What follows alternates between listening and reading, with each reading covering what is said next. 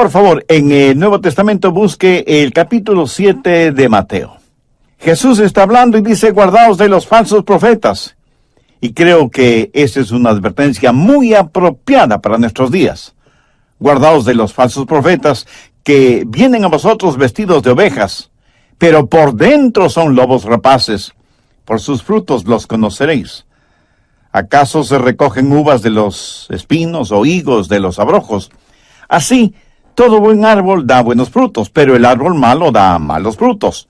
No puede el buen árbol dar malos frutos, ni el árbol malo dar buenos frutos.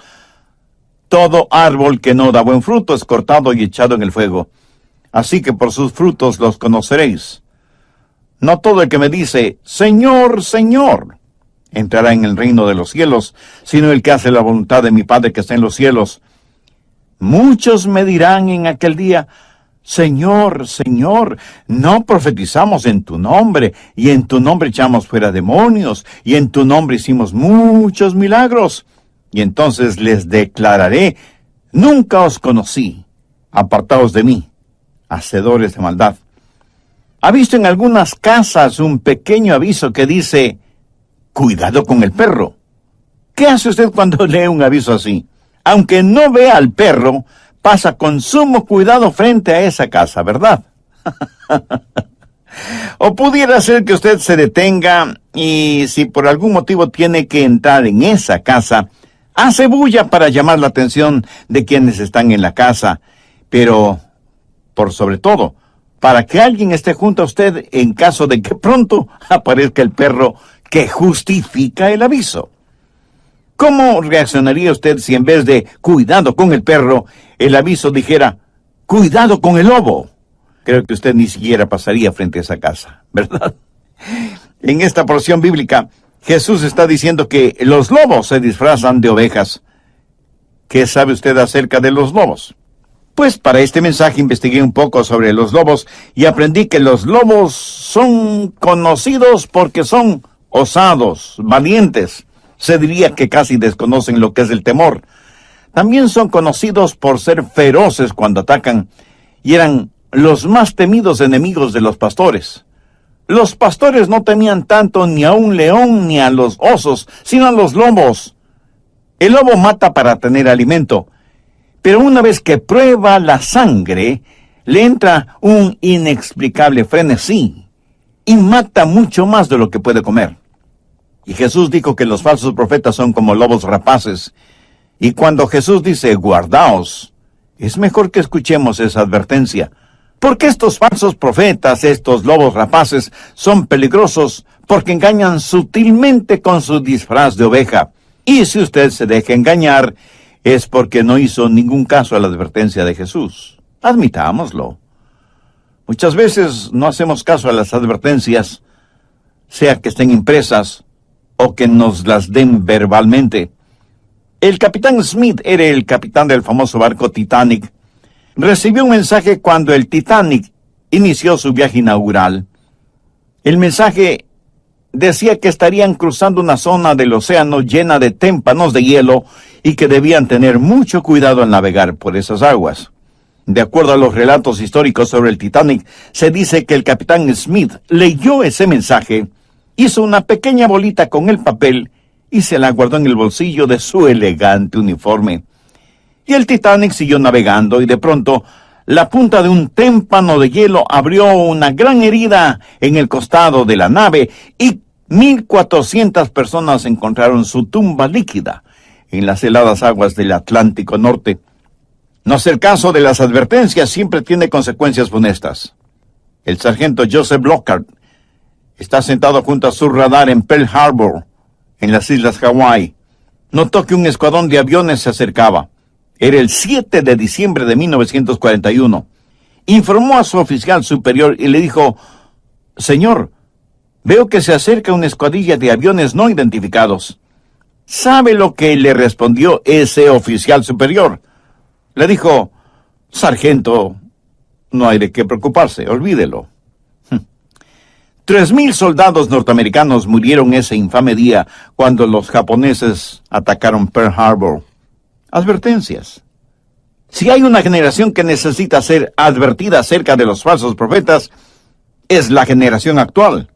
Jesús dijo, guardaos de los falsos profetas.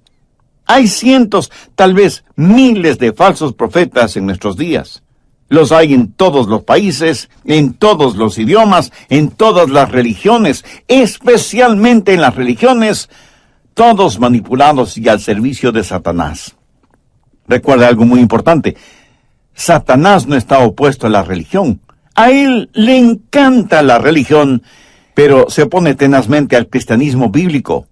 La religión es una de las principales herramientas de Satanás, y él viene contra la iglesia de dos maneras básicas: persecución o infiltración. Pero muchas veces la persecución no le da resultado. Muchas veces los hijos de Dios, cuando son perseguidos, se vuelven más fuertes, más firmes en el Señor. Recuerdo que cuando estuve en Rumania, invitado por el pastor de la Segunda Iglesia Bautista, que entonces era la más grande de Europa, alrededor de la iglesia había muchos edificios de apartamentos, y me contó cómo es que esos edificios fueron construidos.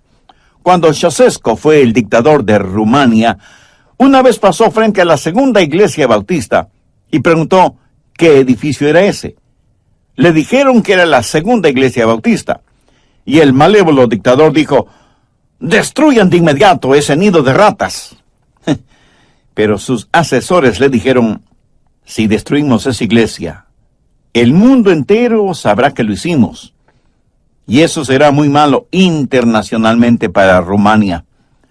Ceausescu lo pensó un momento y dijo, está bien, entonces escondan esa iglesia. Y para esconder la iglesia, construyeron esos enormes edificios de apartamentos alrededor de la iglesia, trayendo así cientos de personas que ahora son miembros de la iglesia. Formidable, ¿no le parece?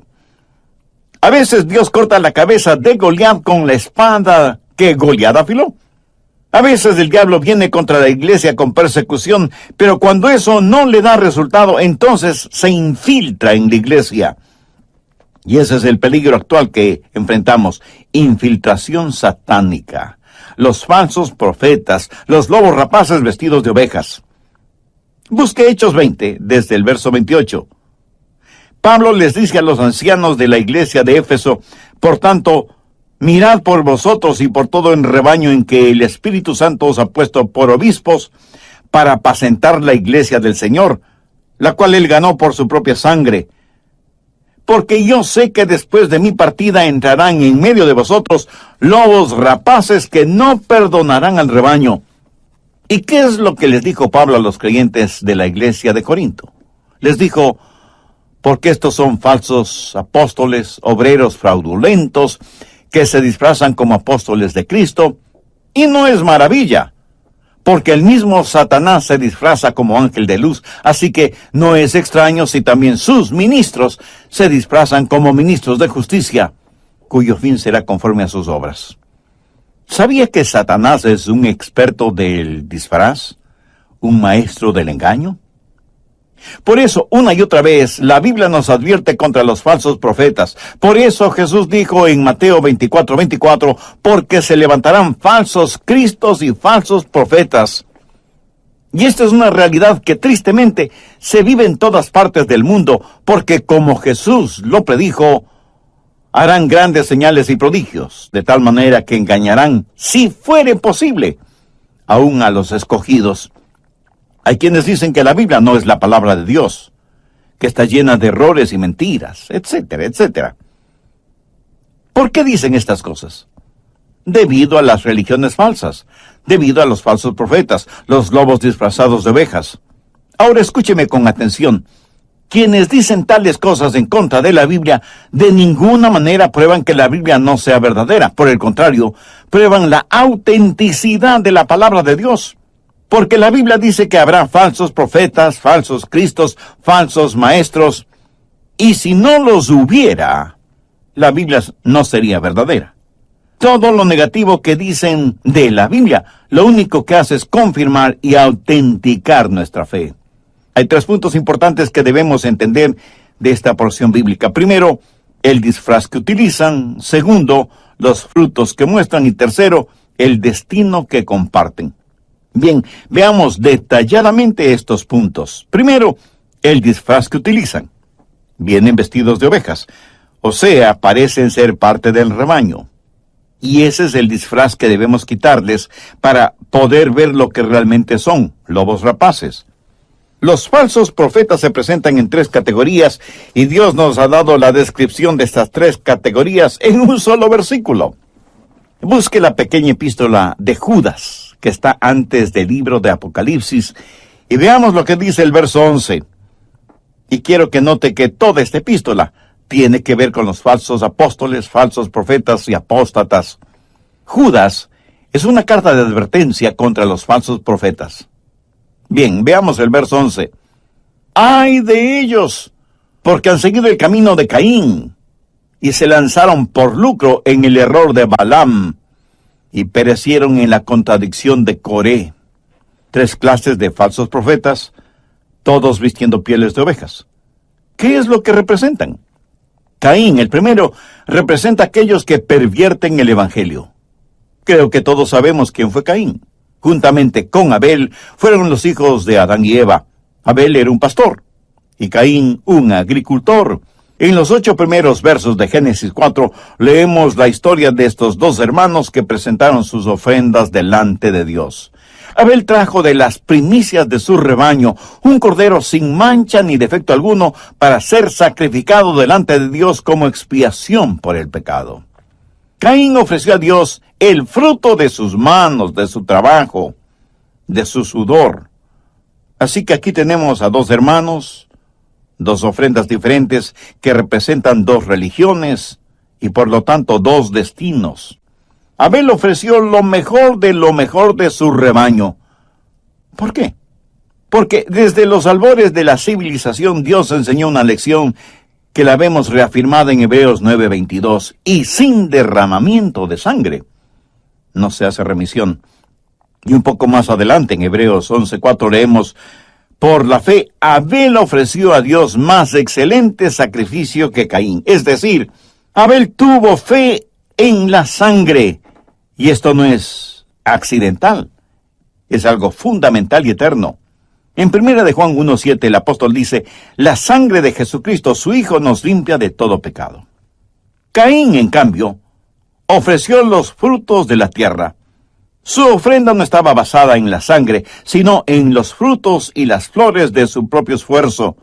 Oh, sí, tal vez fue una ofrenda impactante, hermosa y costosa, pero no impresionó a Dios. ¿Por qué? Usted no puede sacar sangre de una calabaza. Y sin derramamiento de sangre no se hace remisión. ¿Qué es lo que representa la ofrenda de Caín? Representa cultura sin calvario, trabajo en vez de gracia. Sabe que hay solo 2 clases de religión, la verdadera y la falsa. Eso es todo. Somos nosotros los seres humanos los que hemos dividido al mundo en diferentes religiones, cristianismo, catolicismo, budismo, islamismo, y en fin, la lista es bastante larga. Y aún dentro de cada religión hay denominaciones, bautistas, metodistas, presbiterianos, episcopales, etcétera, etcétera. Y nos hemos olvidado que hay solo 2 clases de religión, el camino de Caín o el camino de la cruz. El camino de la cruz termina en el cielo, el camino de Caín termina en el infierno. Y en la actualidad, las personas van a sus respectivas iglesias y cantan, y desde el púlpito oyen conferencias sobre los males sociales que nos aquejan y posibles soluciones humanas. Pero es muy raro escuchar una predicación sobre la salvación por medio de la sangre expiatoria de Cristo. Pero quien quiera que predique otro evangelio está siguiendo el camino de Caín, sin que importe cuán apetitosos frutos o hermosas flores presente. Siguen el camino de Caín todos aquellos que pervierten el evangelio. El segundo que Judas menciona es Balaam. Representa no los que pervierten el evangelio, sino los que prostituyen el evangelio. Podríamos decir que Balaam fue un ortodoxo, Muchas de las cosas que decía eran increíbles, pero ¿quién fue Balaam? Fue un profeta apóstata, cuya historia la encontramos en el libro de Números desde el capítulo 22. El rey de Moab tenía temor de los israelitas, y como no sabía cómo derrotarlos, desarrolló un plan diabólico y pensó, si pudiera lograr que Dios los maldijera. Y preguntó a sus consejeros, ¿quién podría ser el profeta que podría echar una maldición? Y le dijeron, Balaam. Él sabe todo acerca de este negocio de las profecías, de las bendiciones y de las maldiciones. Así que Balac, el rey de Moab, fue donde Balaam y le dijo, quiero que maldigas a Israel. Y Balaam, asustado, respondió, ¿estás loco? ¿Quieres que maldiga a aquellos a quien Dios les dijo que bendeciría a quienes les bendijere y que maldeciría a quienes les maldijeren? Tienes un tornillo flojo en la cabeza si crees que voy a maldecir a Israel. Pero Balac era astuto y sabía aquello de que todo hombre tiene su precio. Solo es cuestión de saber cuál es ese precio. Y le ofreció a Balaam muchas riquezas, a más de un montón de beneficios, si maldecía a los israelitas. El anzuelo de la tentación fue atractivamente presentado y Balaam se puso a pensar cómo podría seguir sirviendo como profeta de Dios, pero al mismo tiempo no desperdiciar la oportunidad de volverse realmente rico, haciendo lo que Balac le pedía. Y se le ocurrió lo que a él le pareció una idea genial. Le dijo al rey Balac, yo no puedo maldecirlos, pero te diré qué hacer para que ellos mismos se maldigan. Si logras que ellos pequen, ni tú ni yo tendremos que maldecirles, porque Dios mismo les maldecirá. Bueno, este es un punto interesante para detenerme en este estudio bíblico, que lo concluiré en el próximo programa. Ahora, quiero extender una cordial invitación a quienes todavía no han recibido a Cristo en su corazón, y seguramente se preguntan cómo podrían hacerlo. Primero, reconozca que es pecador y que necesita ser salvado. Segundo, arrepiéntase sinceramente de sus pecados y esté dispuesto a dar un giro de 180 grados en su vida. Tercero, por fe acepte y reciba a Cristo en su corazón como su Salvador y Señor. Entréguele el control de su vida y pídale que le ayude a ser un instrumento útil y de bendición en sus manos. Sus lobos vestidos de ovejas, a pesar de sus predicaciones falsas. Pero Señor, profetizamos en tu nombre. Y Jesús les dirá, apartaos de mí porque obraron con un poder falso. Señor, en tu nombre hicimos muchos milagros. Y Jesús les dirá, nunca os conocí. Apartaos de mí, hacedores de maldad. Este no es un cuadro de alguien que ha perdido la salvación, sino de quienes nunca fueron salvos. O pudieron haber predicado y haber tenido campañas de sanidad. Pudieron hasta haber echado fuera a los demonios y haberse beneficiado de cuantiosas ofrendas, pero nunca fueron salvos. Todo lo que dijeron e hicieron fue por el poder del gran engañador, Satanás. No todo lo espiritual es necesariamente proveniente de Dios. La potestad de las tinieblas es espiritualmente maligna. Hola, soy Irving Ravelo. Le saludamos cordialmente y le damos la bienvenida al programa de hoy. En la voz del pastor Lenín de Llanón, el doctor Adrián Rogers presenta la segunda parte de su mensaje, Guardaos de los lobos. El programa anterior terminé diciendo algo sobre Balaam, falso profeta de Dios, que aconsejó al rey Moab qué hacer para que los israelitas fueran maldecidos por Dios. O sea, le dijo cómo hacer para que el pueblo de Dios pecara. Así fue como las doncellas moabitas comenzaron a coquetear con los jóvenes israelitas, y el resultado fue fornicación, y adulterio, y perversidades. Los mismos pecados que en la actualidad son una maldición en nuestros propios países. Balaam, el profeta de Dios, no se plantó firme a defender la pureza y la justicia, sino que fue el cerebro detrás de las inmoralidades cometidas por los israelitas con las mujeres de Moab, y por eso Dios exterminó a 24,000 israelitas. ¿Qué es lo que hizo Balaam? No pervirtió el evangelio. El problema de él era que, siendo ortodoxo, era avaro. ¿Qué dice Judas 11? Se lanzaron por lucro en el error de Balaam. Escúcheme, no hay suficientes diablos en el infierno o fuera del infierno que puedan maldecir a un genuino creyente. Pero nosotros podemos maldecirnos nosotros mismos si, diciéndonos hijas o hijos de Dios, vivimos vidas impuras, inmorales e injustas. La razón por la que muchos predicadores y maestros están modernizando el mensaje del Evangelio es por ganancia personal. Esa ganancia no siempre es únicamente financiera. Algunas veces es porque buscan prestigio, o popularidad, o poder, o todas estas cosas a la misma vez. Anota al margen 2 de Pedro 2:1. Pero hubo también falsos profetas entre el pueblo, como habrá entre vosotros falsos maestros, que introducirán encubiertamente herejías destructoras, y aún negarán al Señor que los rescató, atrayendo sobre sí mismos destrucción repentina. Y muchos seguirán sus disoluciones, por causa de los cuales el camino de la verdad será blasfemado. Pero por favor, note cuidadosamente lo que dice el verso 3. Y por avaricia harán mercadería de vosotros. Codicia. Eso es lo que sucedió con Balaam, profeta ortodoxo pero falso. Están en la obra de Dios para ver cómo pueden aprovecharse en forma personal de ella. Y hasta pueden predicar sobre la sangre expiatoria de Cristo sin pervertir el Evangelio, pero prostituyéndolo.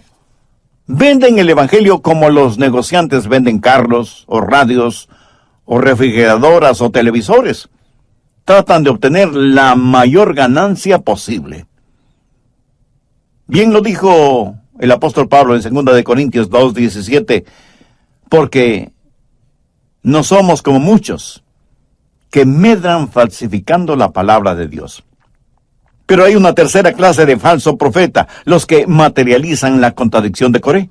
Los que pervierten el Evangelio siguen el camino de Caín. Los que prostituyen el Evangelio siguen el camino de Balaam. Pero los que protestan contra el Evangelio siguen el camino de Coré. Pero surge la pregunta, ¿quién fue Coré? Su historia está en Números, capítulo 16. Coré fue un hombre con muchos dones. Era un hombre de privilegio, levita, príncipe de Israel, pero por alguna razón le disgustaba el liderazgo de Moisés y Aarón.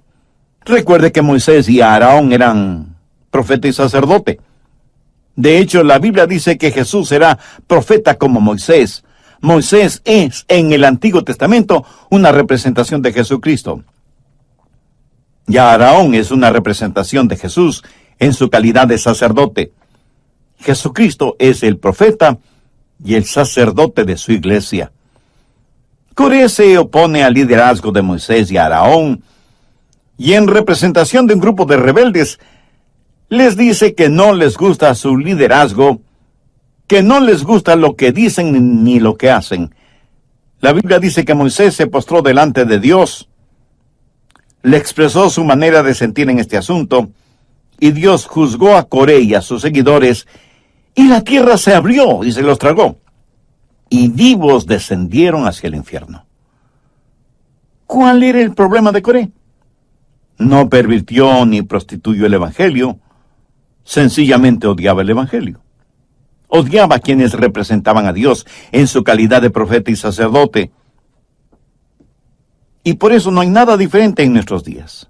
Muchos corés modernos odian el Evangelio bíblico y cristocéntrico, todavía predicado en algunas iglesias. Y yo doy gracias a Dios por esas iglesias. Odian programas radiales como este que está escuchando usted ahora mismo. Odian programas evangélicos televisivos que valientemente llaman al pan, pan y al vino, vino. O sea, que denuncian el pecado como lo que es pecado. Y no tratan de negarlo bajo el ropaje de la moral individual o de lo que es políticamente correcto hablar. El otro día estuve hablando con un psicólogo y me dijo que él antes escuchaba mis mensajes y que me odiaba. Porque yo con mis mensajes era un hombre peligroso. Y yo di gracias a Dios por predicar el Evangelio, y que por predicar el Evangelio alguien me considere peligroso. De paso le diré que ese psicólogo ahora es mi hermano en la fe. Bendito sea Dios. Sí, somos peligrosos porque servimos a un rey diferente, proclamamos un reinado diferente y vivimos un estilo de vida diferente. Pero ¿quiénes son los que nos odian? Los lobos rapaces disfrazados de ovejas. Segundo, los frutos que muestran. Mateo 7, desde el verso 16 al 20. ¿Por sus frutos los conoceréis? ¿Acaso se recogen uvas de los espinos o higos de los abrojos? Así todo buen árbol da buenos frutos, pero el árbol malo da frutos malos. No puede el buen árbol dar malos frutos, ni el árbol malo dar buenos frutos. Todo árbol que no da buen fruto es cortado y echado en el fuego. Así que por sus frutos los conoceréis. Dios está diciendo aquí que el diablo no puede continuar cubriendo el engaño, porque el fruto es visible. Ahora, permítame decirle algo acerca del fruto. Primero, es la raíz la que determina el fruto. Eso dice Jesús.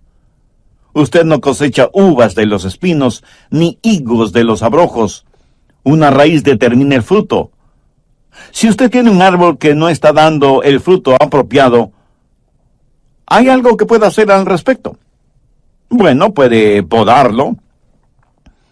Pero cualquier cosa que haga será para fortalecer la raíz. Si tiene un árbol que no da buen fruto, podrá trasplantarlo, ponerlo en otro lugar. Pero esto se parecería a lo que sucede con algunos miembros de las iglesias. Son malos árboles en una iglesia, así que se trasplantan a otra iglesia.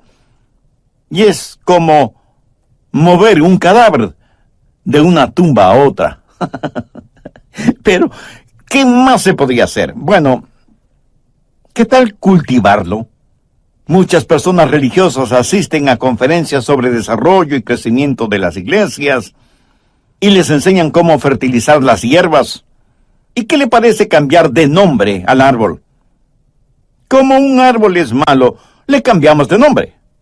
Oiga, el que usted le cambie de nombre no significa que el árbol comenzará a dar buenos frutos, porque es la raíz la que determina el fruto, y usted hasta ese momento ni siquiera ha pensado en la raíz. Bueno, usted podría decorar ese árbol que da malos frutos, amarrar en sus ramas algunas frutas plásticas. Y algunas frutas plásticas parecen tan reales, ¿verdad? Quita los frutos malos, pone las frutas plásticas hermosas y ya tiene un árbol que da buenos frutos. No. No importa lo que usted haga, podarlo, fertilizarlo, trasplantarlo, decorarlo, cambiarle de nombre. Es la raíz la que determina el fruto. Y de eso está hablando el Señor Jesús. Ahora ponga atención. Aunque la raíz determine el fruto, es el fruto el que revela la raíz. Usted no puede decir qué clase de fruto dará un árbol solo mirando las raíces, porque todas las raíces parecen idénticas. Pero es el fruto el que revela la raíz de la cual procede. Y usted no tiene que ser un científico espacial para entender esto. Jesús enseñó estas cosas, y seguro que en la audiencia que le escuchaba había niños y jovencitos. ¿Cómo juzga usted a un predicador, a un pastor? No solo por lo que predica y enseña, sino por los frutos que produce. ¿Qué dijo Jesús? Por sus frutos los conoceréis. Ahora, para poder hablar del fruto hay que esperar un tiempo hasta que el árbol dé su fruto. Puede ser un árbol bonito, pero vean lo que Jesús dijo en Juan 15:16. No me elegisteis vosotros a mí, sino que yo os elegí a vosotros. Y os he puesto para que vayáis y llevéis fruto, y vuestro fruto permanezca. ¿Cuál es la marca de un hombre de Dios? Que hay mucha gente que ahora tiene una relación personal con Jesucristo gracias al ejemplo de las palabras de ese hombre. Y ese será un fruto que permanezca. Busque 1 de Pedro 1:8. Si estas cosas están en vosotros y abundan, no os dejarán estar ociosos y sin fruto. Retrocedamos hasta la epístola a los Gálatas 5:22. Mas el fruto del Espíritu es amor, gozo, paz, paciencia, benignidad, bondad, fe, mansedumbre, templanza. Ese es el fruto del Espíritu. Ni usted ni yo por nosotros mismos podemos producir ese fruto. Pero si permanecemos en Jesús, daremos ese fruto. ¿Cómo conocer a los lobos rapaces? Porque llevan una piel debajo de la cual se esconden, pero no pueden esconder sus frutos. Pero demos el siguiente paso. Es la semilla la que determina la raíz y el fruto, es decir, usted no tendrá ni la raíz ni el fruto adecuado si es que no tiene la semilla apropiada. Y Jesús dijo que la semilla apropiada es la palabra de Dios. En el capítulo 3...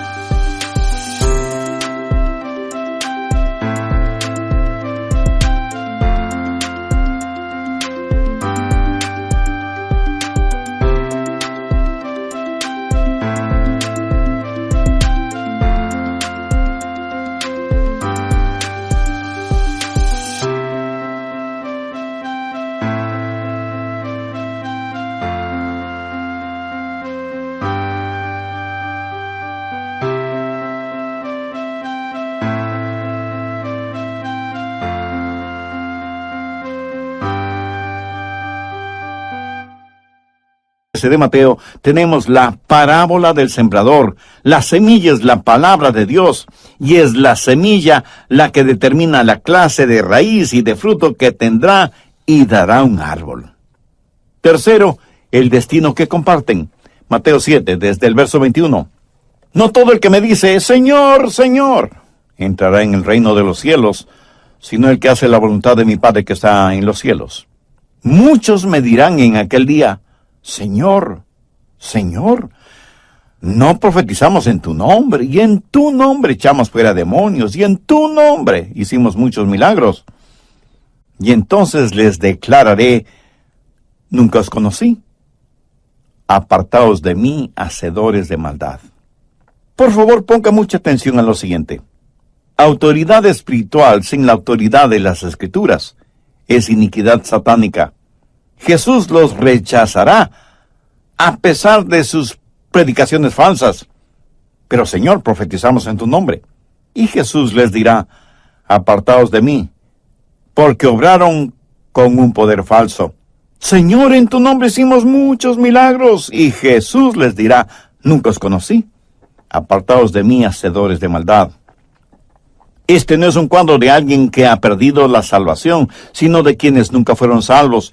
Oh, sí, pudieron haber predicado y haber tenido campañas de sanidad. Pudieron hasta haber echado fuera a los demonios y haberse beneficiado de cuantiosas ofrendas, pero nunca fueron salvos. Y todo lo que hicieron y dijeron fue en el poder del gran engañador, Satanás. Tal vez alguien me pregunte, Pastor, ¿cómo puedo saber si soy salvo o no?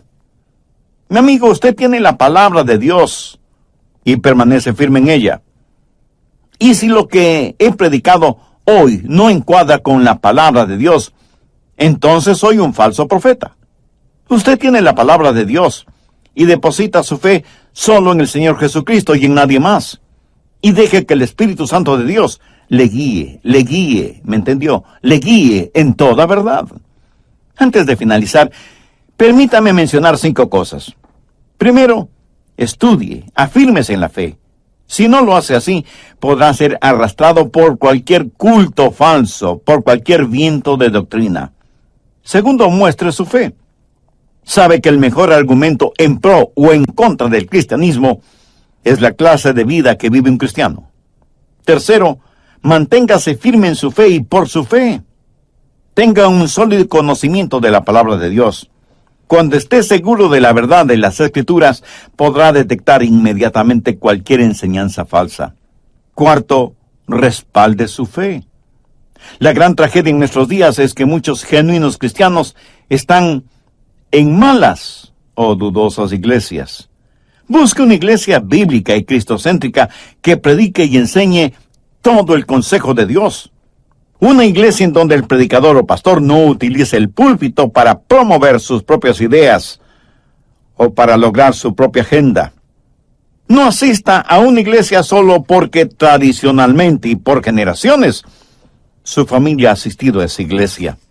Se siente verdaderamente alimentado en lo espiritual en esa iglesia. Siente que espiritualmente está creciendo en esa iglesia. Le están discipulando para que usted a su vez discipule a otros. ¿O usted es solo un miembro más de esa iglesia? Qué triste y trágico es cuando alguien me dice: bueno, sé que la iglesia donde asisto no es una iglesia genuinamente cristiana, pero ya me he acostumbrado a ella. Cuando usted se siente enfermo, ¿va a consultar con su doctor o sencillamente se acostumbra a su enfermedad? Piénselo. Por último, comparta su fe. La gente está hambrienta por conocer la verdad, y nosotros conocemos esa verdad, no porque seamos inteligentísimos, sino por la gracia de Dios. Comparte esa verdad con otras. No archive o almacene su fe, compártala, gástela, úsela.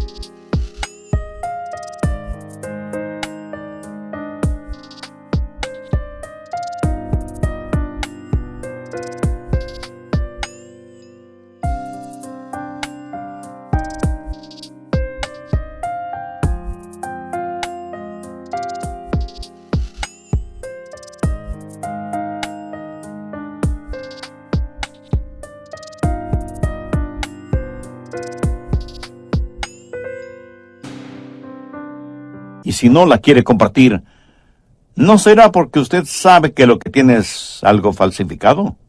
Que no es lo real, que no es lo verdadero.